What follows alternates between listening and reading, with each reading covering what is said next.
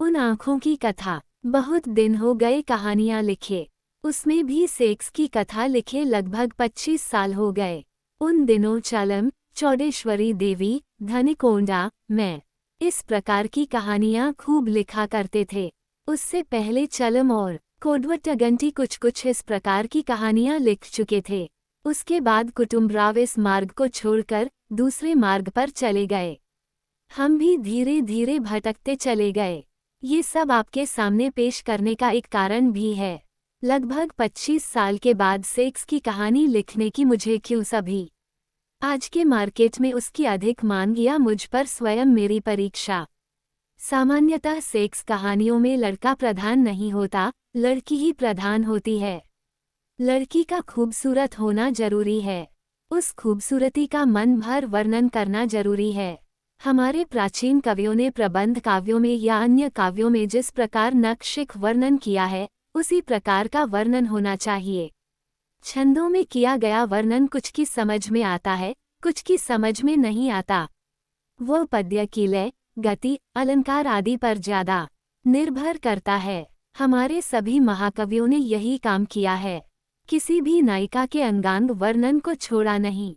काव्य लक्षण, काव्य प्रयोजन, व्यंजना, अभिव्यक्ति आदि को एक साथ गंगा में फेंक दें तो फेंक दें, लेकिन नायिका का अंगवर्णन आवश्यक है। उसमें भी सर्वावयव वर्णन, तिस पर पाठक के मन में। खैर, इसे छोड़ दें। गद्य में तो ऐसा नहीं किया जा सकता। जो थोड़ा बहुत पढ़ा लिखा है, उसकी भी समझ में आ जाना चाहिए।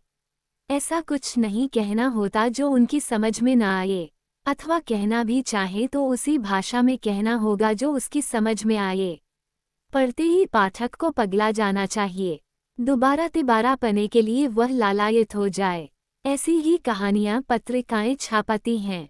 इसलिए सेक्स कहानियों में पहले नायिका का वर्णन कर उसे किसी नायक के साथ मिलाकर उसके बाद श्रृंगार का जी भर वर्णन करना चाहिए।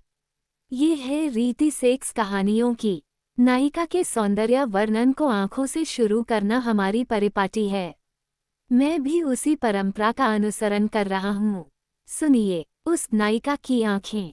उन आंखों में देखा, वे आंखें मेरे लिए चिर परिचित हैं। अब तो यहाँ देख रहा हूँ, लेकिन उन्हें कई कई जगह देखा है। जब कभी यहाँ वहाँ देखा है, लेकिन अब तो यहीं देख रहा हूँ। आप मुझे पल भर सोच लेने देंगे? एक क्षण बस, एक क्षण। उतने में अपनी यादों की परतों को खोलकर उन परतों में छिपी यादों को, उनकी निशानियों को आपके सामने रख दूंगा। कटोरी में दूध की एक बूंद। भूख से तड़पती नन्ही चींटी ने दीवार से रेंगकर कटोरी पर पहुंचकर झांक कर देखा। दूध की बूंद कटोरी में है, भूख अपने पास है। उस एक बूंद के लिए नन्ही चींटी धीरे धीरे उतरने लगी। संपन्नों का परिवार है न। कटोरी चांदी की थी। कटोरी का भीतरी भाग इतना चिकना था कि रोशनी पड़े तो वह भी फिसल जाए। नन्ही चींटी के अगले पैर फिसल गए तो डर के मारे कांपती उसकी आंखों की याद आ गई। एक बार नदी में बाढ़ आई। किनारों को काटता गिराता बाढ़ का पानी उफन रहा था। किनारे के झाड़ बाढ़ की मार से झुककर गिरते जा रहे थे। एक शमी का पेड़ था, जिस पर मैं अक्सर बैठकर खेला करता था। मैं और बल्लेम्मा छिपा छिपाकर मूंगफलियां लाकर बातें करते खाते रहते थे। आधी खाकर बाकी उस पेड़ की शाखाओं में छिपाकर रख दिया करता था। छिपाकर कई बार पाशुपतास्त्र को वखने वाले अर्जुन के समान उन शाखों में देखता था। लगा, यदि वह पेड़ बाढ़ के कारण गिरकर न बहता तो कितना अच्छा होता। ओम! बाढ़ का एक थपेड़ा और वह पेड़ धीरे धीरे झुक गया था। बह जाने के पहले डर के मारे दीन बनकर उसकी पत्ते रूपी आंखें मेरी ओर देखने लगी थीं। उन आंखों की याद आ गई। छोटा कटघरा, उसमें खोपरे का छोटा टुकड़ा। उसकी सुगंध कमरे में फैल रही थी। इधर उधर कूद फांद कर, संध कर, चारों तरफ वक्कर लगाकर उसमें जाकर खोपरे के टुकड़े को छककर खा लिया एक चूहिया ने। तब बाहर आने का रास्ता ना पाकर डर कर दीन बनी उस चूहिया की आंखों की याद आ गई। गर्मियों के दिन नहर में पानी सूखता जा रहा था। कहीं कहीं मिट्टी दिखाई पड़ रही थी। पतली धार थी। जगह देखकर मछुआरे ने जाल फैला रखा था। पानी को इधर उधर हिलाता रहा। बहुत सी मछलियां आकर जाल में फंस गईं। 3-4 घंटे के बाद मछियारिन भी आ गई, बड़ी बोरियां लेकर। मछियारा पानी में उतरा, मछलियों को दोनों हाथों में भरकर किनारे पर फेंकने लगा और मछियारिन मछलियों से बोरियां भरने लगी। फिसलकर पानी में जाने वाली मछलियों को पकड़ पकड़ कर वह फिर किनारे फेंक देता। आखिर एक नटखट मछली बच गई। वह 3-4 बार हाथ से छूट गई, फिसलकर फिर से पानी में आ गई। मछियारे को गुस्सा आ गया। अब कि उसे पकड़कर जोर से दे मारा। मछली का मुंह आधा फट गया।